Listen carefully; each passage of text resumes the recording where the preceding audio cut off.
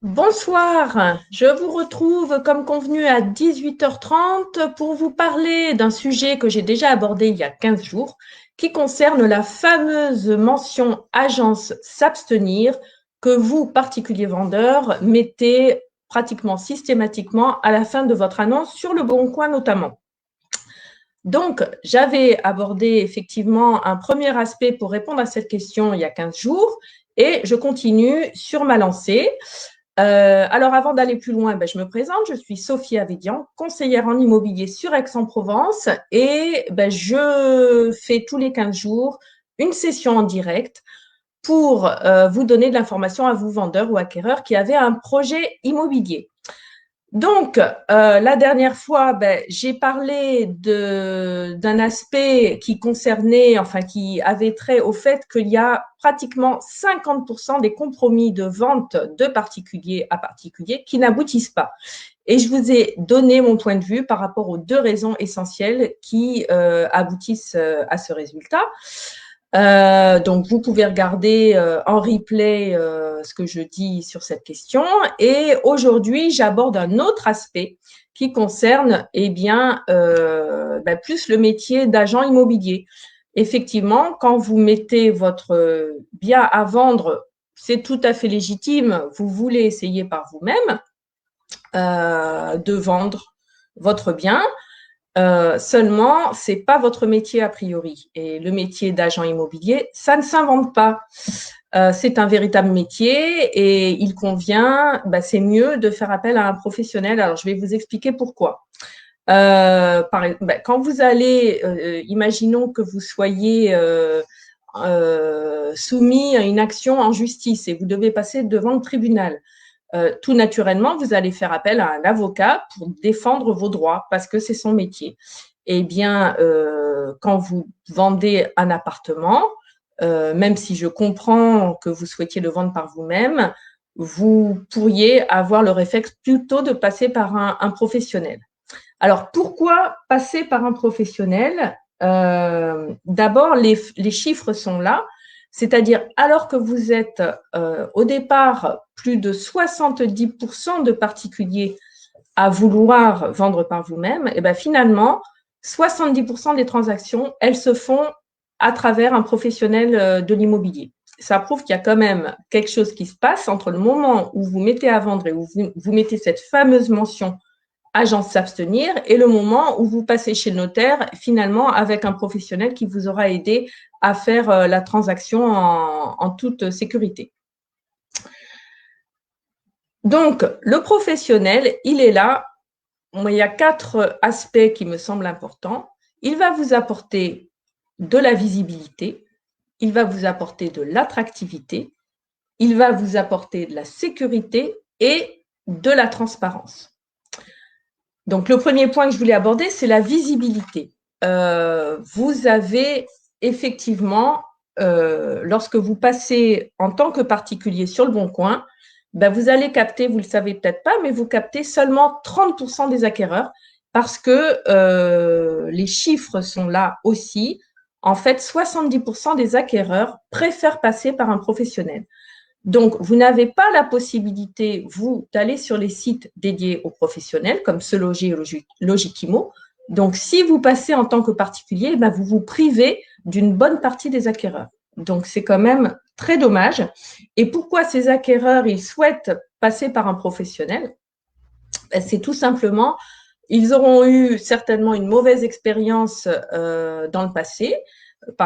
C'est vrai que moi, il m'arrive assez fréquemment de rencontrer des acquéreurs et je leur demande leur expérience et les visites qu'ils ont pu réaliser dans leur recherche.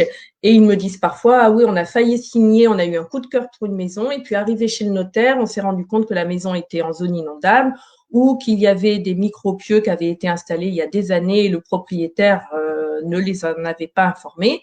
Ils ont cette information chez le notaire et finalement, ils se rétractent. Et c'est d'ailleurs le sujet que j'abordais dans mon live d'il y a 15 jours, enfin, une des questions que j'abordais dans ce live. Donc effectivement, les acquéreurs qui ont une mauvaise expérience, eh ben, ils veulent plus de cette mauvaise expérience et ils préfèrent passer par un professionnel parce qu'ils savent que le professionnel, son rôle, c'est de donner toute l'information, quelles que soient les caractéristiques du bien qui est à vendre.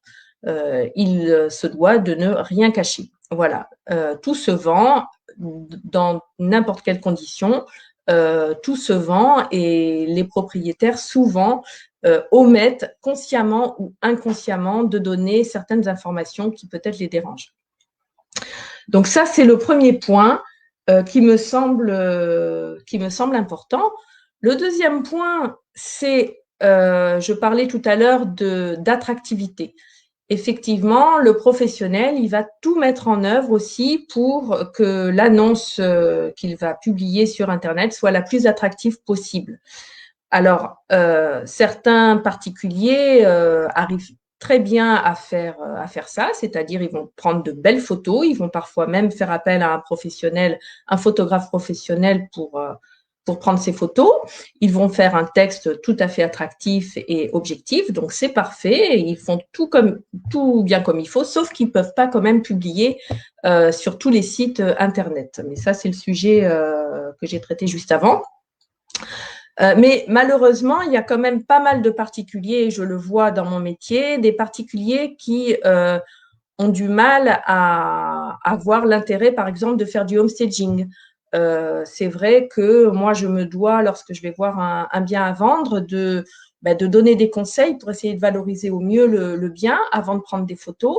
Lorsque je vois beaucoup de bibelots, de photos, de tableaux sur les murs, j'ai tendance à inciter le propriétaire à essayer de faire un petit peu le vide parce que ça va être compliqué sinon pour certains acquéreurs de se projeter dans leur logement.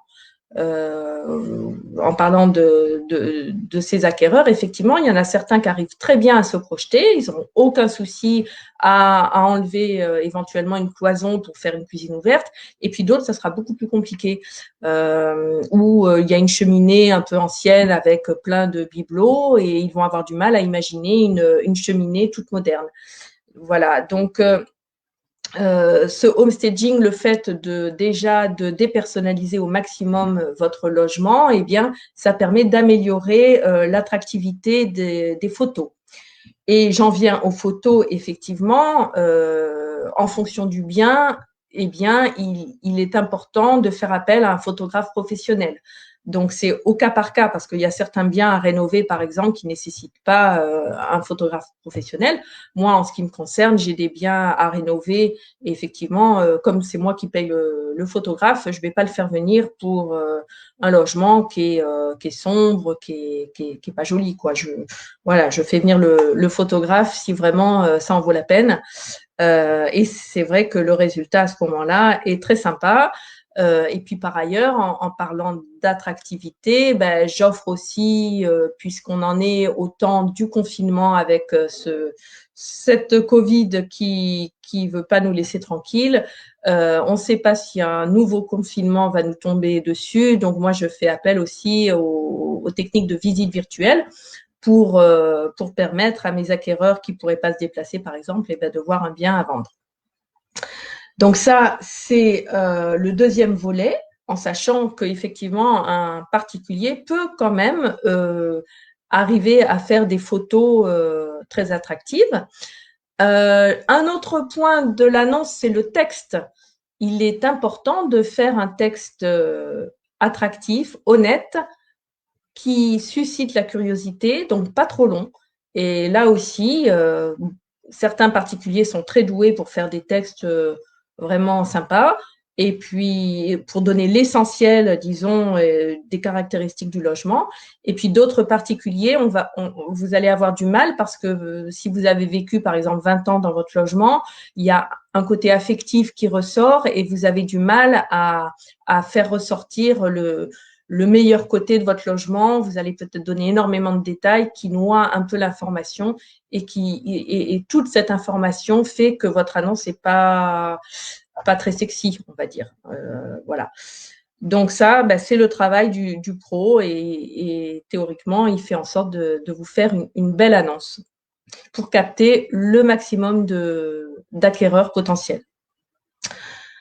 Le dernier point que je voulais aborder, c'est que le professionnel, il sert d'intermédiaire. Et là, clairement, autant pour le deuxième point que j'ai abordé, pour la question des photos, du texte, vous pouvez vous substituer à un professionnel, autant vous ne pouvez pas jouer le rôle d'intermédiaire, puisque si vous passez de particulier à particulier, vous allez être en direct avec vos acquéreurs. Et parfois, ça peut bien se passer. Parfois, ça va se passer plus mal.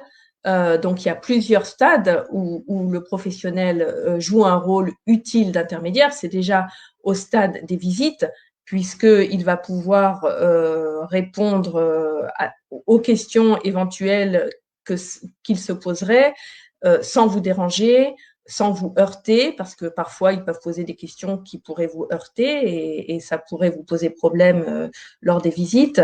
Donc ça, c'est un premier point. Le professionnel, il va aussi jouer un rôle très important s'il trouve un acquéreur qui souhaite faire une offre au moment de la négociation. Et bien là, c'est un moment crucial où le rôle de l'intermédiaire a toute son utilité. Et j'ai vu plusieurs cas de vente que j'ai réalisés.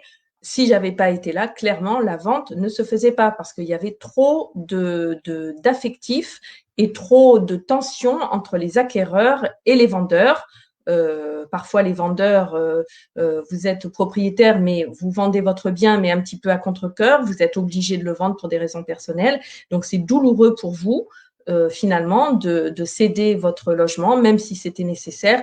Et parfois, les acquéreurs vont soit vouloir renégocier quelque chose, rediscuter quelque chose a posteriori, et ça va vous poser problème et ça peut aboutir finalement à comment dire, un blocage au niveau des discussions.